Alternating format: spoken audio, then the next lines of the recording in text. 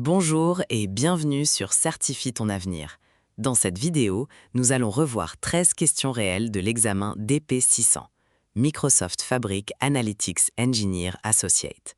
Je te lis chaque question en entier, tu as 60 secondes pour réfléchir à ta réponse, et ensuite je t'explique quelle est la bonne et pourquoi les autres ne le sont pas. Si tu veux continuer à t'entraîner avec les 198 questions de la banque complète, dans la description de la vidéo, tu as le lien vers le PDF avec toutes les réponses expliquées en détail. C'est parti. Question 1.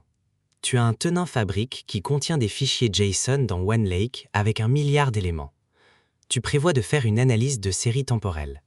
Tu dois transformer les données, les visualiser, détecter des anomalies et partager l'information avec d'autres utilisateurs. La solution doit utiliser le traitement parallèle, minimiser la duplication des données et minimiser le temps de chargement. Que dois-tu utiliser pour transformer et visualiser les données? Option A, la bibliothèque PySpark dans un notebook Fabric. Option B, la bibliothèque Pandas dans un notebook Fabric. Option C, un rapport Microsoft Power BI avec des visualisations principales. Tu as 60 secondes pour réfléchir à ta réponse.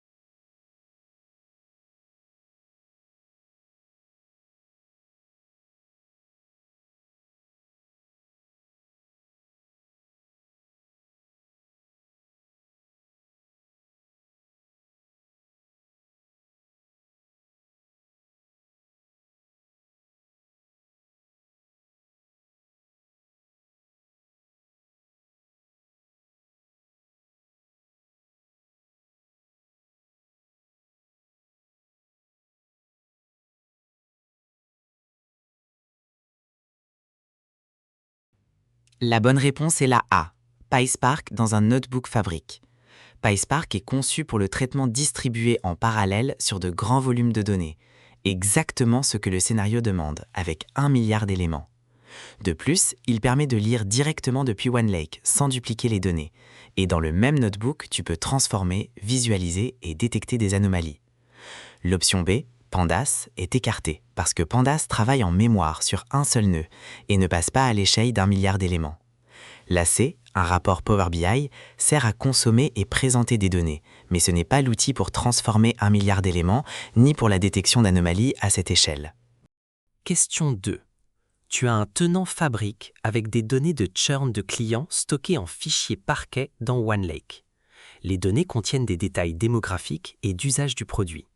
Tu crées un notebook Fabric qui lit les données dans un Spark Data Frame et génère des graphiques en colonne qui montrent la distribution des clients retenus versus perdus selon la géographie, les produits achetés, l'âge et l'ancienneté. Quel type d'analyse réalises-tu?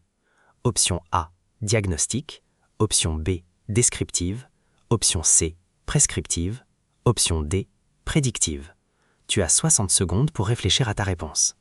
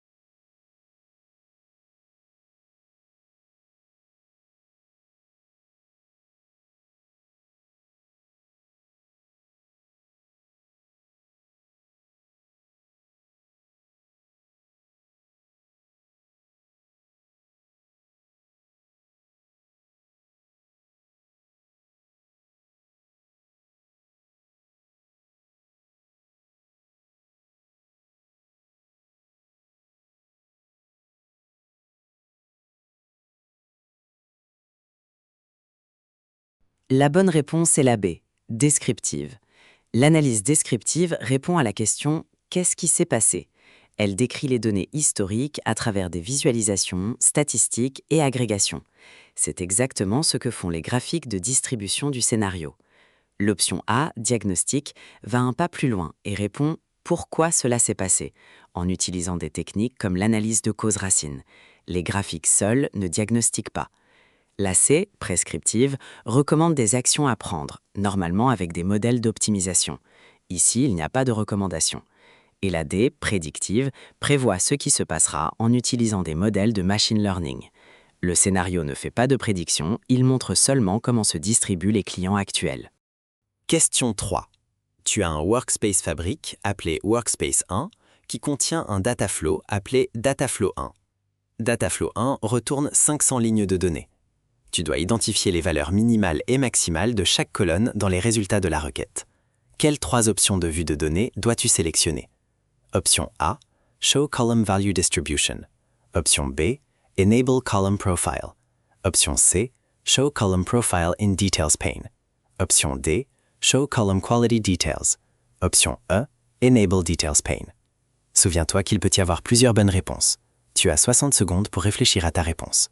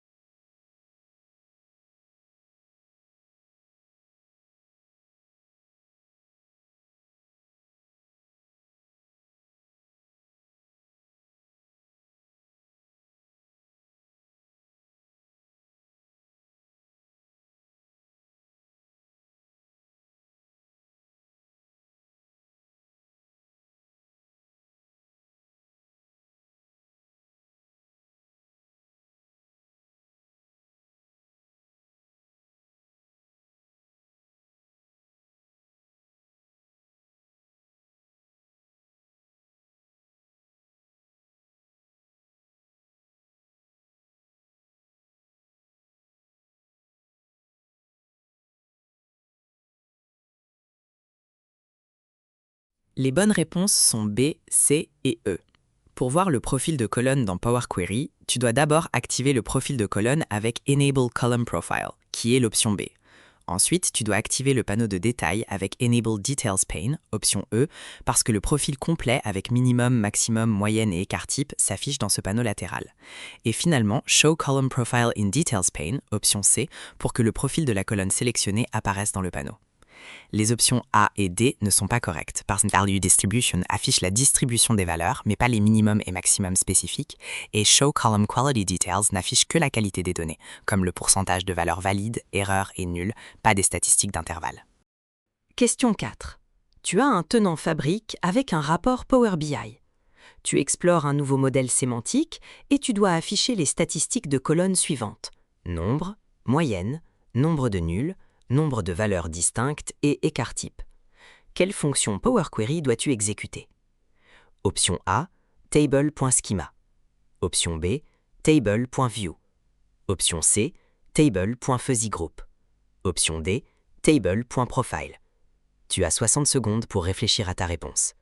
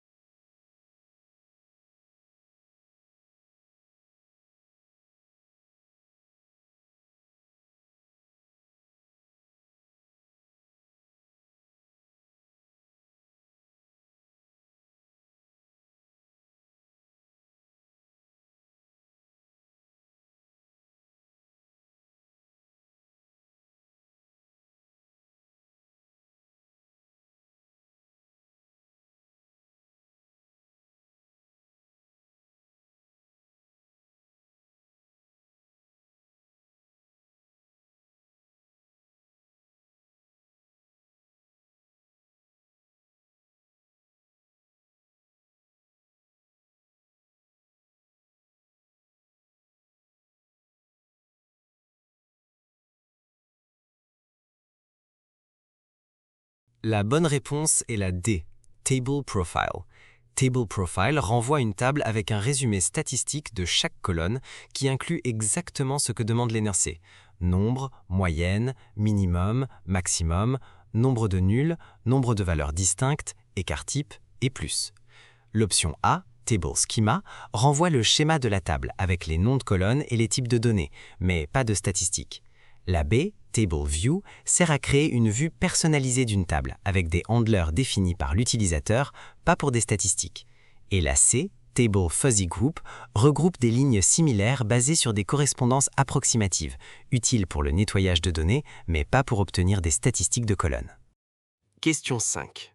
Tu as un tenant fabrique avec un lakehouse appelé Lakehouse 1.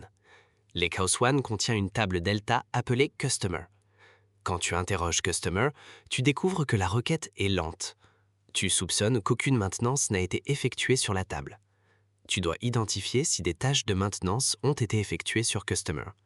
Solution proposée: Describe Detail Customer. Option A, oui. Option B, non. Tu as 60 secondes pour réfléchir à ta réponse.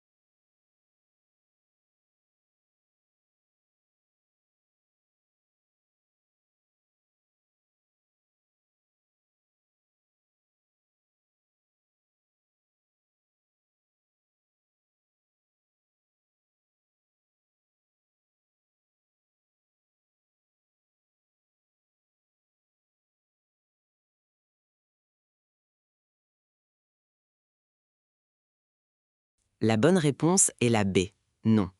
Describe Detail renvoie de l'information sur la table delta, comme son emplacement, format, taille totale en bytes et nombre de fichiers, mais ne montre pas l'historique des opérations de maintenance. Pour identifier si une maintenance a été faite, comme Optimize ou Vacuum, tu devrais utiliser Describe History Customer, qui liste bien toutes les opérations appliquées à la table, quand elles ont été faites et de quel type elles étaient. C'est pour cela que cette solution ne remplit pas l'objectif du scénario. Question 6. Tu as un tenant Fabric avec un nouveau modèle sémantique dans OneLake. Tu utilises un notebook Fabric pour lire les données dans un Spark Data Frame. Tu dois évaluer les données pour calculer les valeurs minimales, maximales, moyennes et écart type de toutes les colonnes numériques et de chaînes. Solution proposée: df.explain.show. Option A, oui. Option B, non. Tu as 60 secondes pour réfléchir à ta réponse.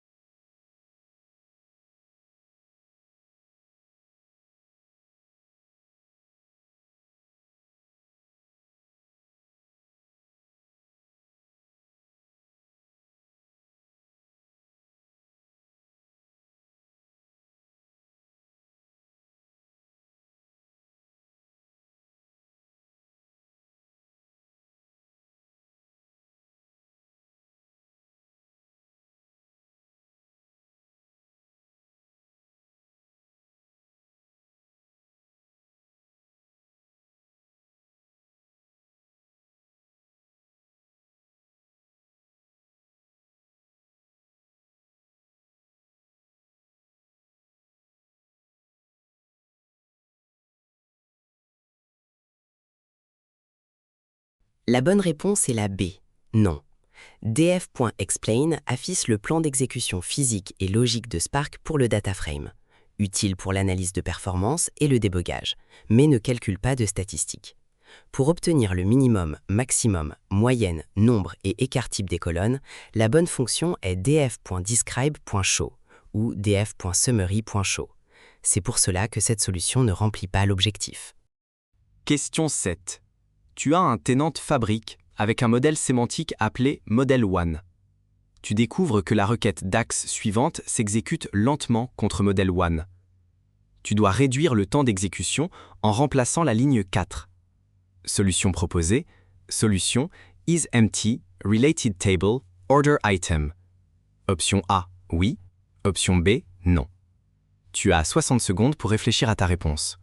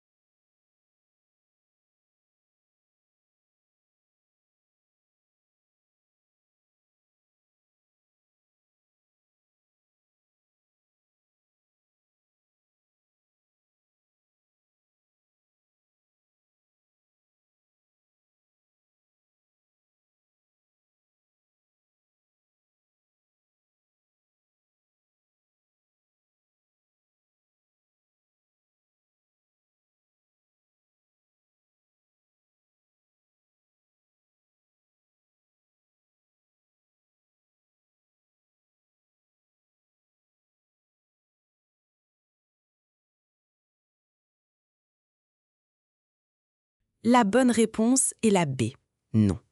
La requête originale filtre les clients où la quantité d'items associés est supérieure à 0 en utilisant Calculate avec CountRows. Le remplacement proposé utilise isEmpty avec Related Table pour vérifier s'il y a des items associés. Le problème est logique. isEmpty renvoie vrai quand il n'y a pas de ligne. Donc si tu l'utilises tel quel, tu filtreras les clients sans item, exactement l'opposé. Pour que cela fonctionne, il faudrait utiliser Not isEmpty. Tel qu'il est proposé, cela ne remplit pas l'objectif, parce que cela inverse le filtre de la requête originale. Question 8. Tu as un tenant fabrique avec un modèle sémantique appelé modèle 1. Tu découvres que la requête DAX suivante s'exécute lentement contre modèle 1. Tu dois réduire le temps d'exécution en remplaçant la ligne 4. Solution proposée. Solution, Not isEmpty, Calculate Table, Order Item. Option A, oui. Option B, non. Tu as 60 secondes pour réfléchir à ta réponse.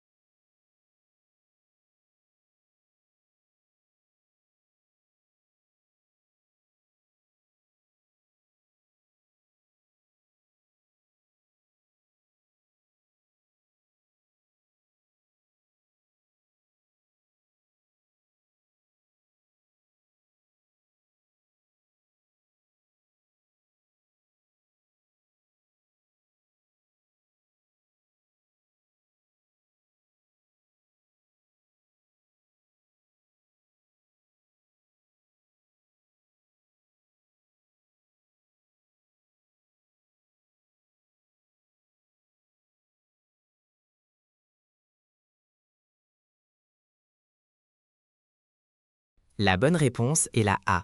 Oui, ce remplacement remplit bien l'objectif. Not isEmpty vérifie que la table résultante est au moins une ligne, ce qui est logiquement équivalent au Calculate avec CountRows supérieur à 0 de l'original, mais beaucoup plus efficace. isEmpty est une optimisation parce que Power BI arrête le comptage dès qu'il trouve la première ligne, au lieu de toutes les compter. De plus, Calculate Table applique correctement le contexte du filtre de la requête principale. Le résultat est le même ensemble de clients, mais avec une meilleure performance. Question 9. Tu as un tenant fabrique avec un modèle sémantique appelé modèle 1. Tu découvres que la requête DAX suivante s'exécute lentement contre modèle 1. Tu dois réduire le temps d'exécution en remplaçant la ligne 4. Solution proposée. Solution, Calculate, CountRows, Order Item est plus grand que 0. Option A, oui. Option B, non. Tu as 60 secondes pour réfléchir à ta réponse.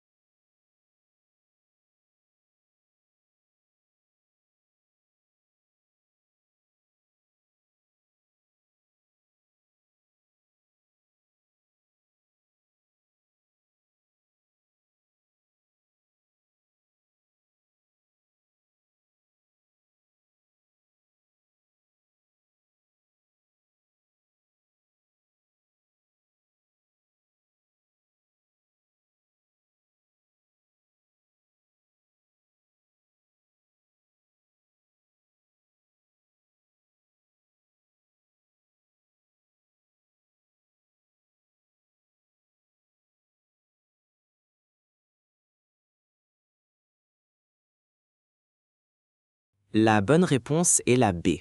Non. Ce remplacement a un problème logique grave. CountRows renvoie toujours une valeur supérieure ou égale à 0, donc la condition supérieure ou égale à 0 sera toujours vraie. Cela signifie que le filter ne filtre rien et rentoura tous les clients, pas seulement ceux qui ont des items associés. De plus, ce n'est pas une optimisation, parce qu'il continue de compter toutes les lignes au lieu de s'arrêter à la première, ce que fait isEmpty. C'est pour cela qu'il ne remplit pas l'objectif. Question 10. Tu as un tenant Fabric avec un nouveau modèle sémantique dans OneLake. Tu utilises un notebook Fabric pour lire les données dans un Spark Data Frame. Tu dois évaluer les données pour calculer les valeurs minimales, maximales, moyennes et écart type de toutes les colonnes numériques et de chaînes. Solution proposée. Solution df.describe.show. Option A, oui. Option B, non.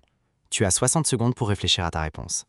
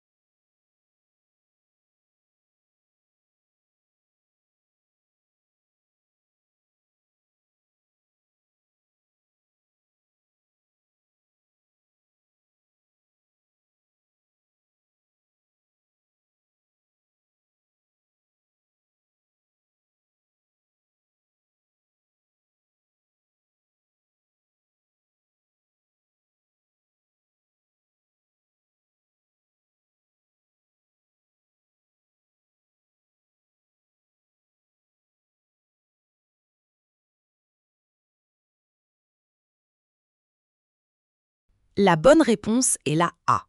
Oui, df.describe est exactement la fonction qui calcule les statistiques de base d'un data frame en PySpark. Nombre, moyenne, écart type, minimum et maximum, pour toutes les colonnes numériques.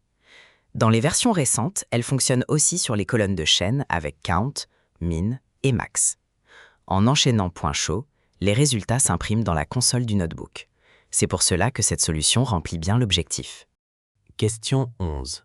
Tu as un tenant fabrique. Tu crées un pipeline fabrique Data Factory. Tu as une procédure stockée qui retourne le nombre de clients actifs et leur vente moyenne du mois en cours. Tu dois ajouter une activité qui exécute la procédure stockée dans un warehouse. Les valeurs retournées doivent être disponibles pour les activités suivantes du pipeline. Quel type d'activité dois-tu ajouter? Option A, switch. Option B, KQL. Option C, setVariable. Option D, lookup. Tu as 60 secondes pour réfléchir à ta réponse.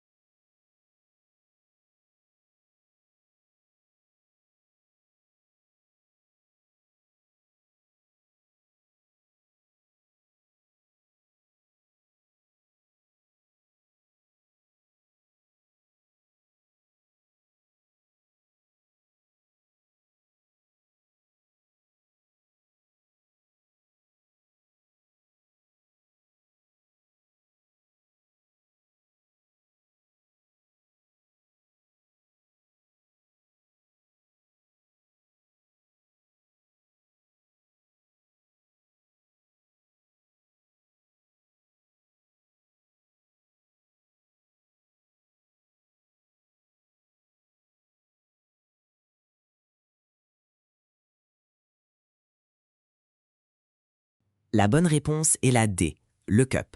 L'activité lookup exécute une requête ou procédure stockée contre une source de données et retourne le résultat qui reste disponible comme output pour que les activités postérieures du pipeline le consomment à travers des expressions. L'option A, switch, est une activité de contrôle de flux qui exécute des branches selon la valeur d'une expression, mais n'exécute pas de SQL. La B, KQL, exécute des requêtes custo contre Azure Data Explorer ou Event House, pas contre un warehouse SQL. Et la C, setVariable, assigne des valeurs aux variables du pipeline, mais n'exécute pas de requêtes à la base de données. C'est pour cela que lookup est la seule qui remplit les deux exigences. Elle exécute le SP et expose son résultat. Question 12. Tu as un abonnement AWS qui contient un bucket S3 appelé bucket 1. Tu as un tenant fabrique avec un lakehouse appelé LH1. Dans LH1, tu prévois de créer un raccourci OneLake vers bucket 1. Tu dois configurer l'authentification pour la connexion. Quelles deux valeurs dois-tu fournir? Option A, le token SAS. Option B, l'access key secrète. Option C, l'access ID. Option D, l'ID de l'access key. Option E, l'empreinte du certificat. Souviens-toi qu'il peut y avoir plusieurs bonnes réponses. Tu as 60 secondes pour réfléchir à ta réponse.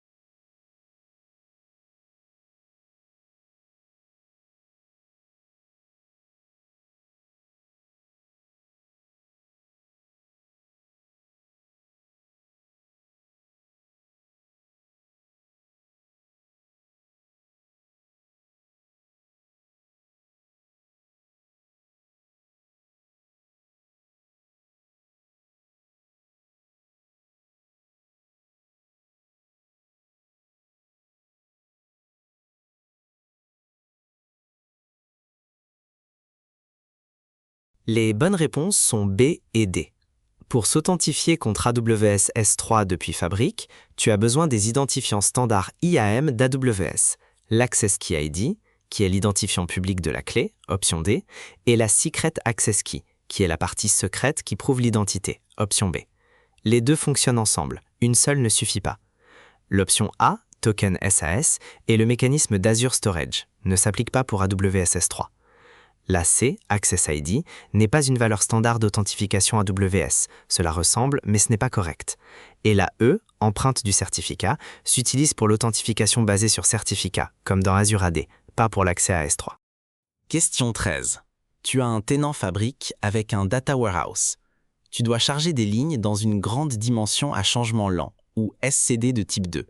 La solution doit minimiser l'utilisation des ressources. Quelle déclaration TSQL dois-tu utiliser?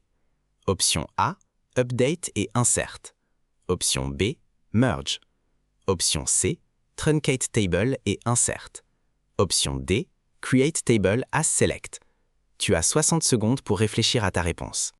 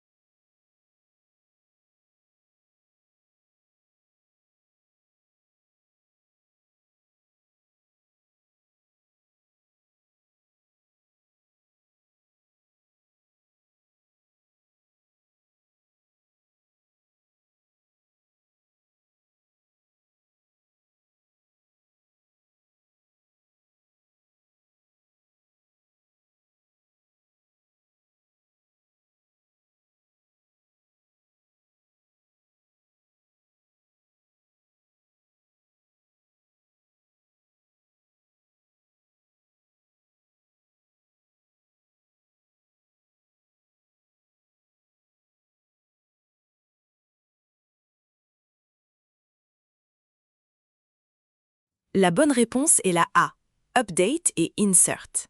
En SCD type 2, tu as besoin de deux opérations.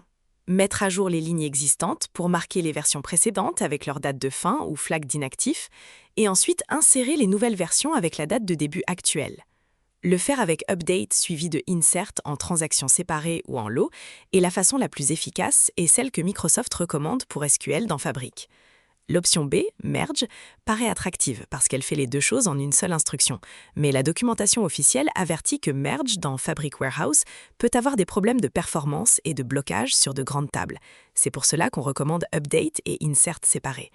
La C, Truncate et Insert, effacerait tout l'historique de la dimension, ce qui casse SCD type 2, puisqu'on perd les versions précédentes. Et la D, Create Table as Select, crée une nouvelle table avec des données, mais ne met pas à jour ni n'insère sur la dimension existante. Donc cela ne s'applique pas non plus. Et voilà pour cette vidéo. Si ça t'a aidé, maintenant vient le meilleur. Dans la description, tu as le lien vers la banque complète avec 198 questions réelles de l'examen DP600 en format PDF, avec chaque réponse expliquée en détail. C'est la façon la plus rapide et directe de te préparer pour te certifier comme Microsoft Fabric Analytics Engineer Associate. Profites-en. Et si tu veux plus de vidéos comme celle-ci, abonne-toi à la chaîne, mets un like et on se retrouve dans la prochaine. Bon succès dans ton parcours de certification.